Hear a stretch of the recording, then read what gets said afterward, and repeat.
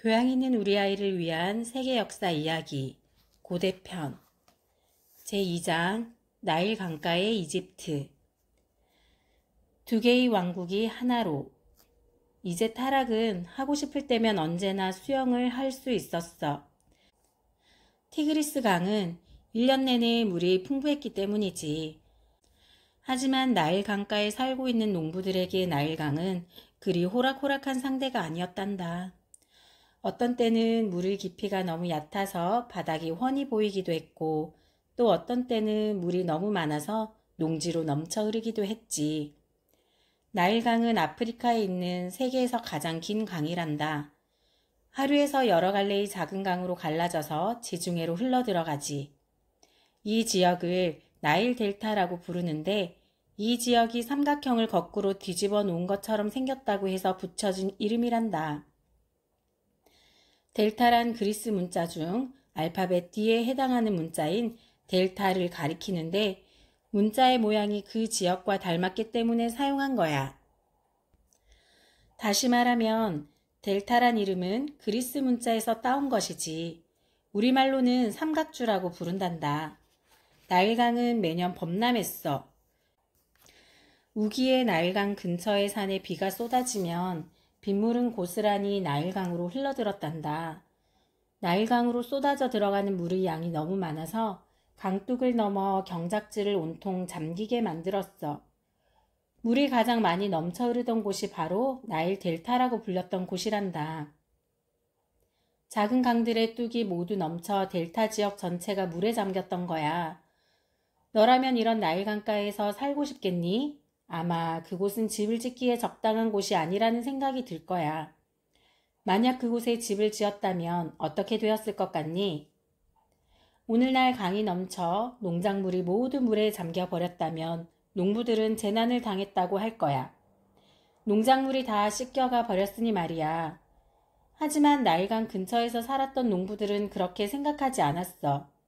해마다 비슷한 시기에 강이 범람했기 때문에 농부들은 미리 대비할 수가 있었던 거지. 그리고 강물이 넘쳐 흐르면서 강바닥에 있던 진흙도 함께 넘쳐 흘렀어. 이 진흙을 충적토라고 하는데 충적토에는 식물이 자라는 데 좋은 비타민과 무기질이 풍부하게 들어있단다. 강물은 범람하면서 강 주변 사방에 충적토를 날라다 놓았고 다음에 그 시기가 될 때까지 다시 범람하는 일은 없었지. 농부들은 자신의 집이 홍수의 피해를 입지 않도록 강둑에서 좀 떨어진 곳에 살면서 충적토가 풍부한 땅에 농작물을 심었어. 그리고 범람한 물이 수로를 따라 흐르도록 강과 이어지는 수로를 팠지. 그러고 나서 수로의 끝을 막아 물이 강으로 되돌아가지 못하게 하는 방법으로 비가 내리지 않는 건기 동안에 필요한 물을 사용할 수 있었단다. 이렇게 나일강을 따라 살았던 사람들을 이집트 사람이라고 불렀어. 초기 이집트 사람들은 두 개의 부족으로 나뉘어 나일강을 따라 살고 있었단다. 나일강 하류의 델타 지역은 하하 이집트라고 불렀고 하하 이집트 사람들은 붉은 왕관을 쓴 왕의 통치를 받았어. 나일강의 상류 지역은 상 이집트라 불렀고 상 이집트 사람들은 흰색 왕관을 쓴 왕의 통치를 받았지. 그러던 어느 날 흰색 왕관을 쓴 왕과 붉은색 왕관을 쓴 왕 사이에 싸움이 일어났어. 그래서 하 이집트 사람들과 상 이집트 사람들은 나일강을 오르내리며 서로 싸우게 되었지. 마침내 누가 이집트를 통치할 것인가를 두고 두 왕 사이에서 커다란 전투가 벌어졌어.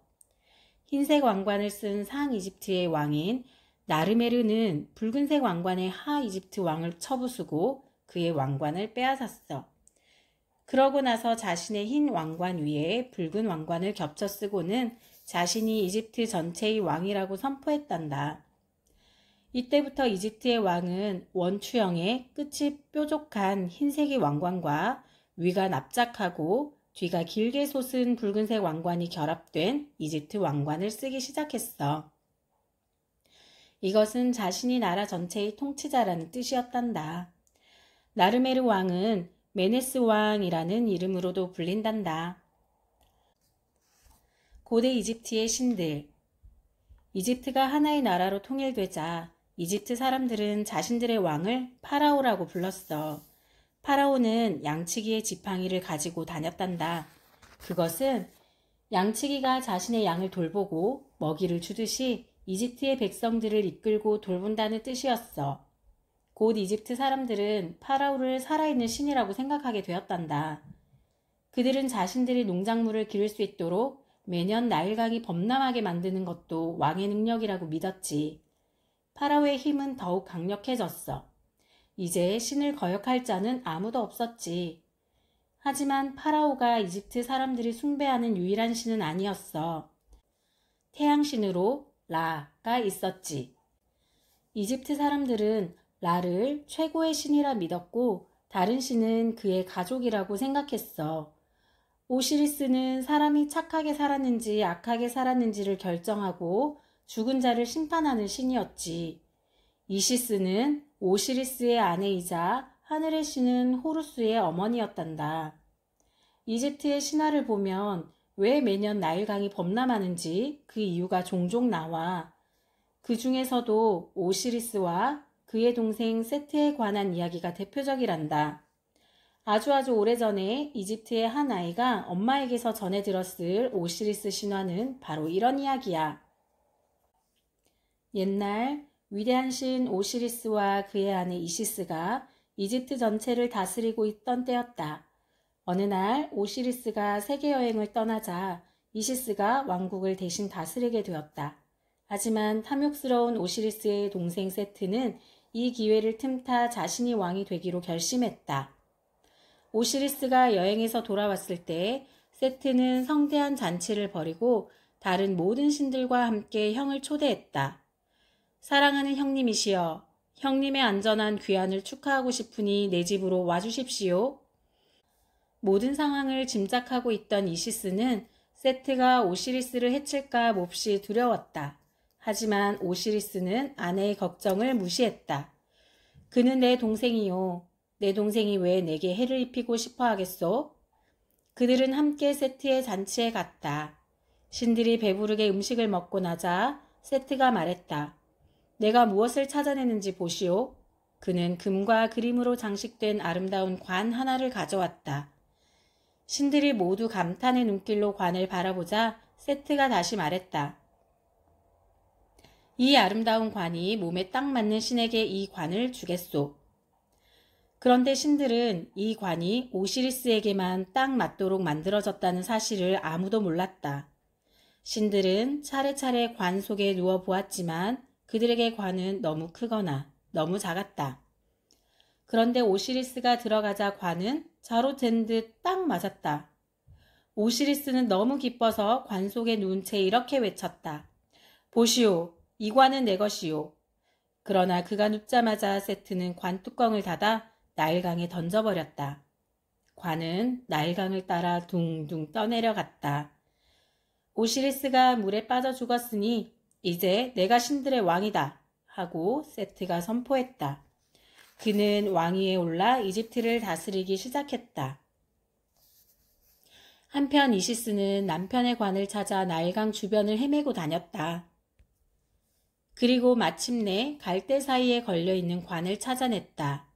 이시스가 불이 나게 관 뚜껑을 열었지만 오시리스는 이미 죽은 뒤였다. 이시스는 슬픔에 젖어서 주저앉아 울고 또 울었다. 나일강조차 오시리스의 죽음을 슬퍼했다. 그래서 강이 말라버렸고 이집트 사람들은 물이 부족하게 되었다. 이시스는 오시리스의 시신을 천으로 잘 감쌌다. 첫 번째 미라가 된 것이었다. 그런데 이시스가 오시리스의 시신을 천으로 감싸자 믿을 수 없는 일이 벌어졌다. 오시리스가 다시 살아난 것이었다. 오시리스가 다시 살아난 것을 보고 온 세상이 기뻐했다. 나일강도 다시 범람해 강물이 뚝을 넘쳐 흘렀고 이집트 사람들은 먹을 물을 얻게 되었으며 농작물도 다시 자라기 시작했다. 이처럼 나일강이 매년 범람하는 이유는 오시리스가 다시 살아난 것을 기념하기 위해서라고 전해지고 있단다.